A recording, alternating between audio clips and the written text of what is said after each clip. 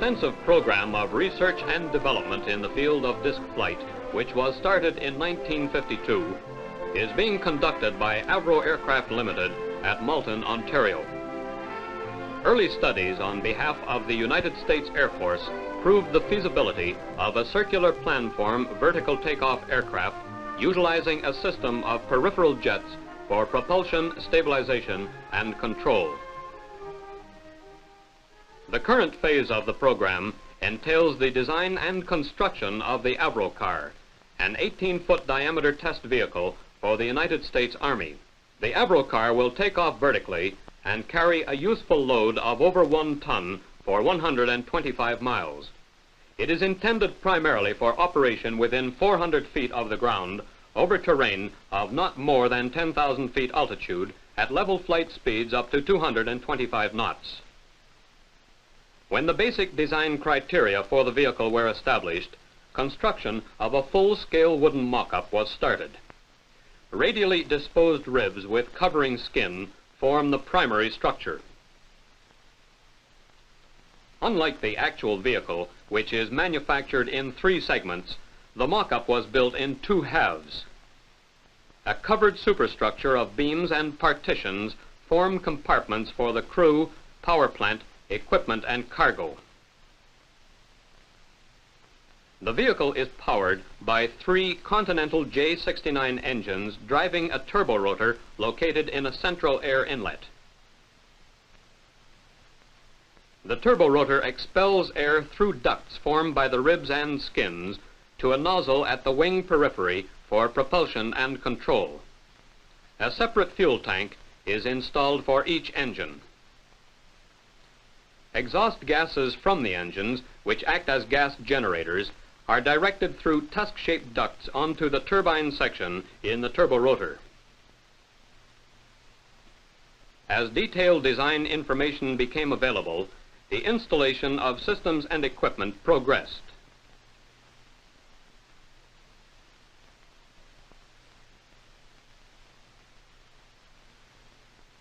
The completed mock-up provided a dimensionally accurate and fully representative model for evaluation prior to construction of the first Avrocar. During manufacture of the first vehicle, the mock-up continued to provide an invaluable check on the arrangement, location, and clearances for various installations.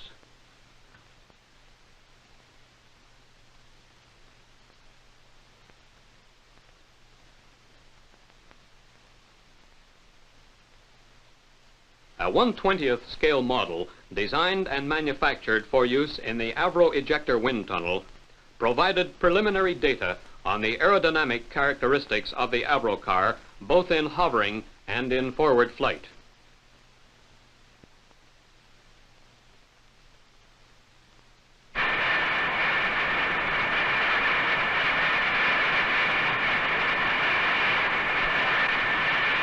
To provide more detailed aerodynamic data, a 1/5 scale model of the Avrocar was designed and constructed for testing in the Massey Memorial Wind Tunnel at Wright Air Development Center.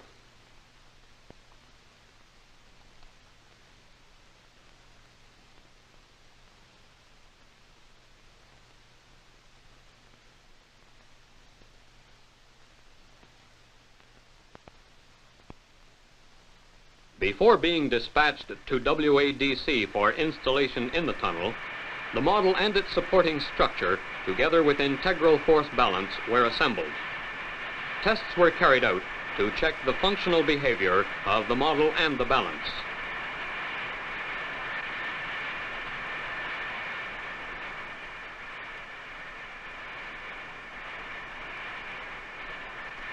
Wind tunnel tests, including flow visualization tests, were performed to determine aerodynamic characteristics and pressure distribution during takeoff, hovering, transition, and forward flight.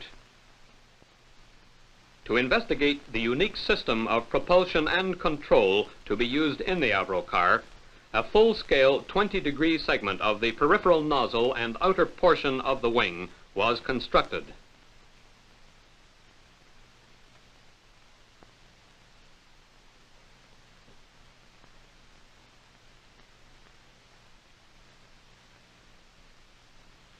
tests were performed at the Orenda Engines test establishment at Nobel. Here, airflows and pressures could be provided to the segment to match those supplied by the turborotor in the actual vehicle. Two spoiler rings in the throat of the peripheral nozzle deflect the jet flow for pitch and roll control.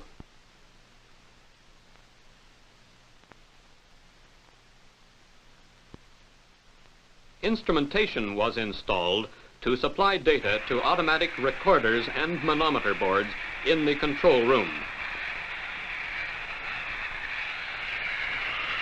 Vertical takeoff and hovering are achieved by downward deflection of the peripheral jet, which in the proximity of the ground produces appreciable thrust augmentation. Transition from hovering to forward flight is achieved by rearward deflection of the jet.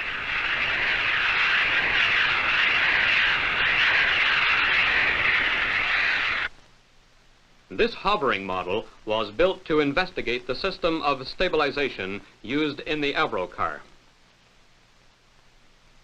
An electrically driven gyro in the center of the model simulates the turborotor and operates gates controlling the emission of air at each tip of the cruciform.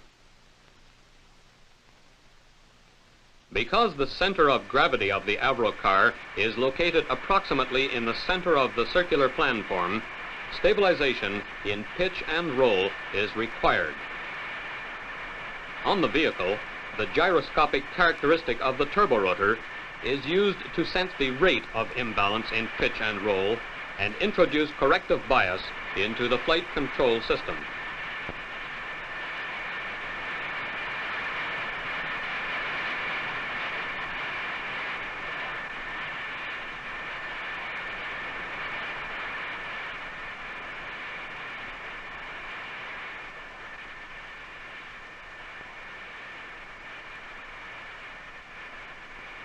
Later in the program, the 1/20th scale model was modified to provide vertical damping data.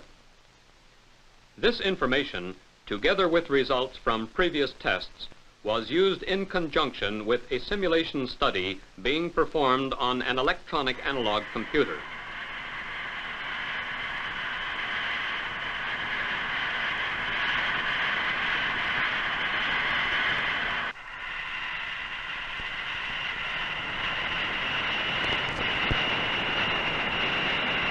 The analog computer was operated as a flight simulator with representative controls and instrumentation.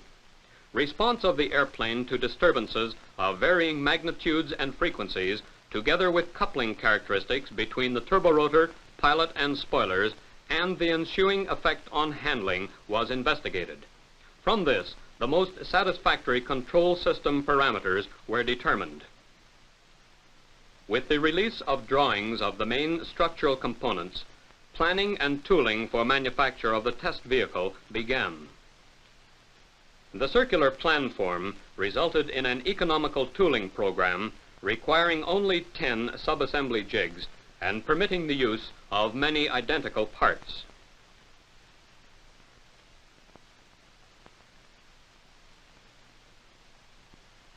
One final assembly jig is used for assembly of the main structural components.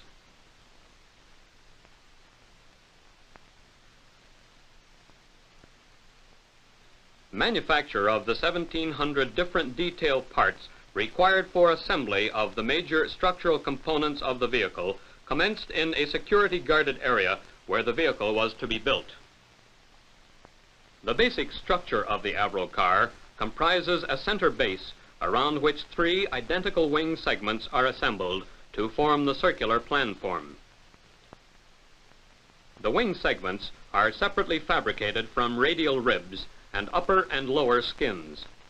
Ducts form between the ribs provide for the passage of air from the centrally located turborotor to the peripheral nozzle.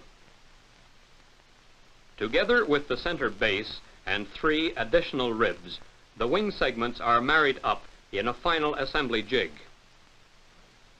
Engine air inlet ducts, each centrally divided by one of the 3 additional ribs, are formed between the wing segments on final assembly. The outboard end of each of these ribs is reinforced to carry a landing gear leg. As assembly of the primary structure of the first vehicle neared completion, manufacture of detailed parts and major structural components for a second vehicle advanced rapidly.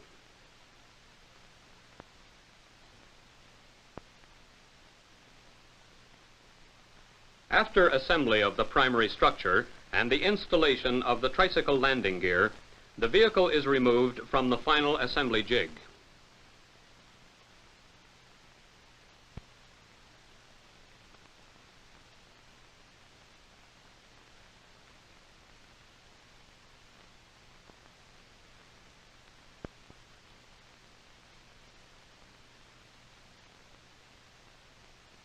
Three transverse beams enclose the turborotor, engines, and fuel tanks within a central triangular compartment. Each engine is installed in a separate bay, and fuel is supplied by three independent fuel systems.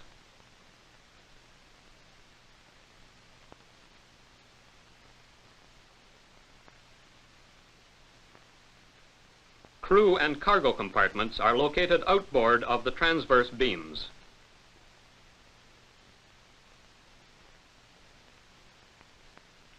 The turborotor, which is a turbine compressor combination, was developed by Orenda Engines Limited.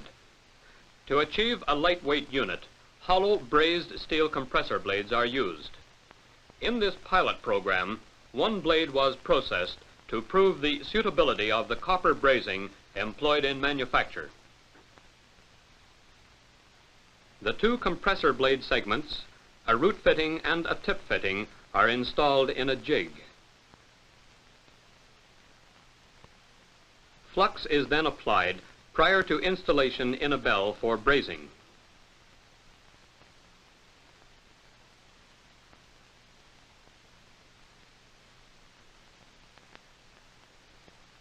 The compound shaft on which the turborotor is mounted incorporates a bearing between the inner and outer components, which permits the turborotor to topple fractionally. This motion is transmitted to the spoiler rings in the peripheral nozzle. Radiating from the hub of the turborotor, the 31 compressor blades terminate in fittings to which 31 turbine segments are attached.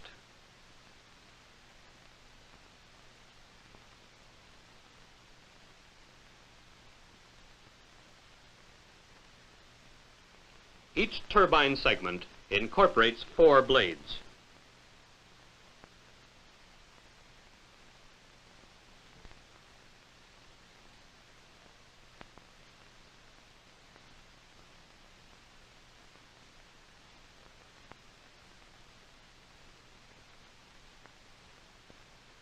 A simulated inner wing with integral anti-swirl vanes was manufactured for the purpose of testing the turborotor. The turbine nozzle ring and turborotor casing were introduced to simulate as closely as possible the conditions under which the turborotor would operate in the vehicle.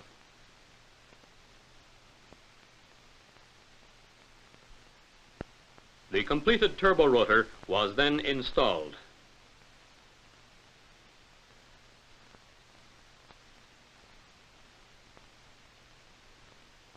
Finally, it was checked in readiness for the extensive ground test program.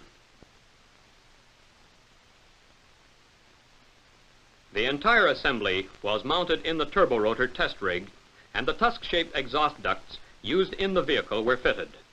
To simulate the power provided by the 3 Continental engines, part of the output from one Orenda turbojet was ducted to the test rig.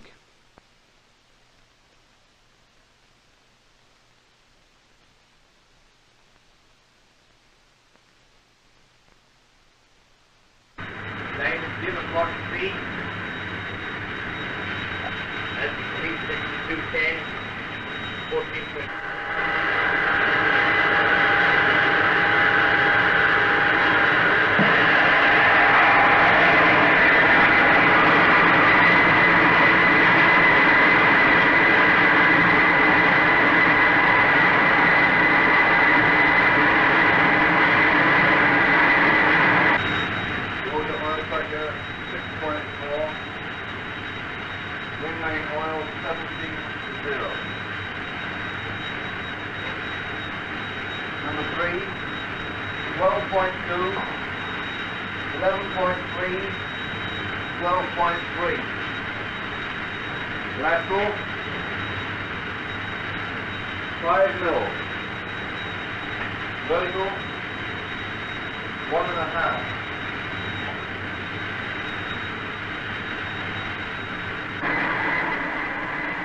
150 hours of testing were accomplished satisfactorily on the first turbo rotor.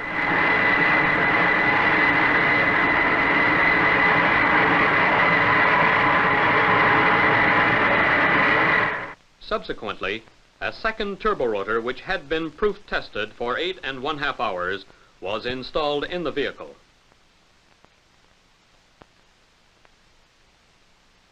The turbo rotor casing with turbine nozzle ring was then positioned.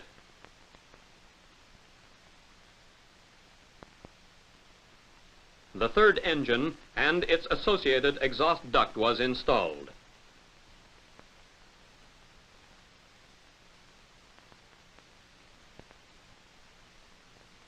Attachment of the turbo rotor air inlet fairing followed.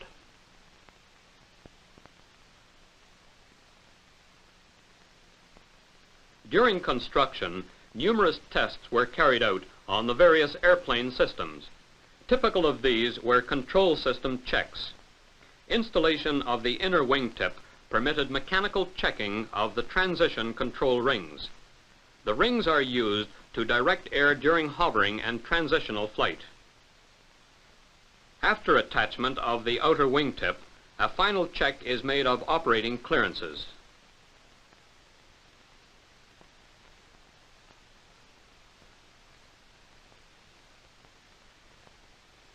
Similar tests were conducted on the spoiler rings and yaw control vanes in the throat of the peripheral nozzle. Fitting of canopies and hatches brought manufacture of the first Avrocar to completion.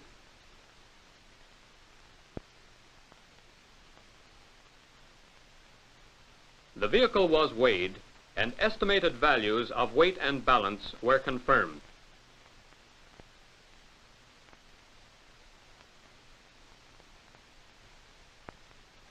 After weighing, the Avrocar was moved from manufacturing into the test area. This marked the end of the first part of the contract, some 2 months ahead of schedule.